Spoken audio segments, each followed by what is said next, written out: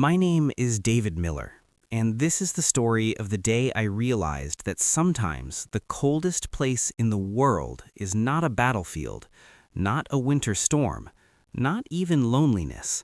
Sometimes the coldest place is the house that once felt like home. Growing up, my world was small but safe. Mom's laughter in the kitchen, Dad always saying that family is everything. Sunday dinners, warm hugs, simple happiness, the kind of American childhood you see in movies.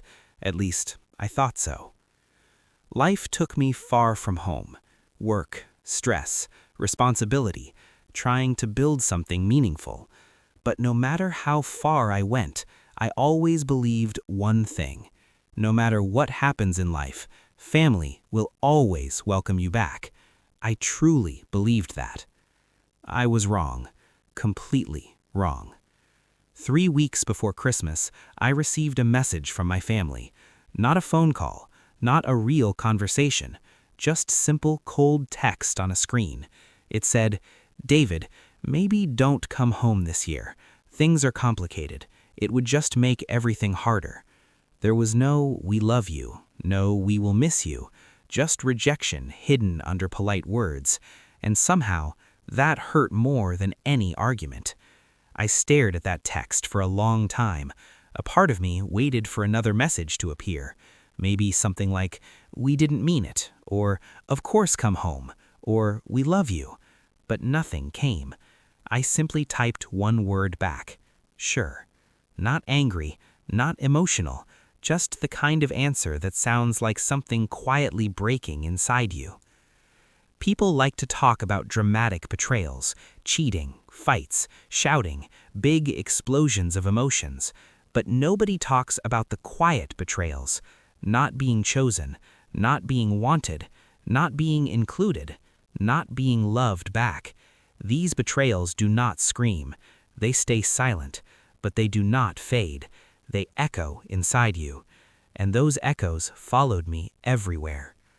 A few days later, while trying to distract myself, I was looking through old files on my laptop. That is when I found something, a document. Years ago, when my family struggled with money, they came to me. They told me, "David, you are responsible. We trust you. We are proud of you." Back then, they needed me. Back then, I mattered. So I helped them. I signed papers. I helped pay bills. I supported them. I did everything a good son is supposed to do. I opened that document again. This time, I read every single line carefully. And then I froze. In legal language, one sentence stood out. If the primary owners default, the cosigner gains controlling ownership. That meant something very real. While they were pushing me out emotionally, legally, I owned more of that house than they did. The same house they were telling me I was not welcome in. Life sometimes has a very strange and poetic way of balancing things. I did not celebrate. I did not laugh. I did not feel satisfied. I just went silent. For years, they needed me. For years, I mattered. For years, I was important. But the moment I stopped being useful, I became inconvenient, disposable. So this time, I did not beg them to love me. I did not chase them. I did not knock on a door they had already locked. I simply stopped standing outside it. A few days later, the phone calls started. Voices softer than before. Suddenly kind, suddenly caring, suddenly worried. But not because they loved me, only because they realized they needed something again. But I was not that same boy anymore. I was not the son desperate for approval. I was not the emotional punching bag.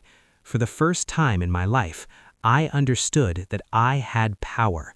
Not the type of power to hurt someone, but the kind of power that finally protects you. Many people think strength means shouting or fighting, but real strength is boundaries. I did not ruin their life. I did not kick them out immediately. I did not destroy them. I simply took control of my life, financially, legally, emotionally, because I was done trying to earn love that I should have simply received.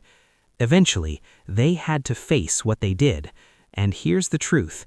There was no dramatic apology, no emotional movie-style reunion, no crying and hugging, just silence. The kind of silence that appears when people finally understand that they pushed too hard and lost something they thought would always come back. One day, I walked into that house alone. Sunlight was coming through the window. The rooms were quiet. Memories were everywhere. But for the first time, it did not hurt. It felt peaceful, not because they were gone, but because I was finally free. That house, which once represented rejection, became something different. I rebuilt it. I turned it into a support center, a safe place, a shelter for people rebuilding their lives, people like me, people who once believed that family always protects you, but learned that sometimes they don't. Today, people ask me, do you regret it? Do you miss them? Do you feel guilty?